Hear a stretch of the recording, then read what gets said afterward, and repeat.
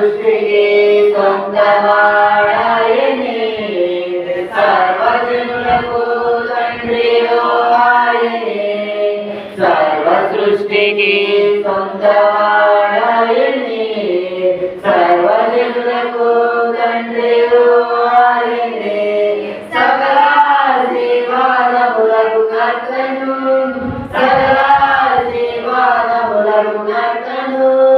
సన్నుతించుమో ప్రియ సంగమా సన్నుతించుమో ప్రియ సంగమా పూజనీయుడు కీర్తనీయుడు పరిశుద్ధుడు స్తుతిపాత్రుడు పూజనీయుడు కీర్తనీయుడు పరిశుద్ధుడు స్తుతిపాత్రుడు ఆత్మా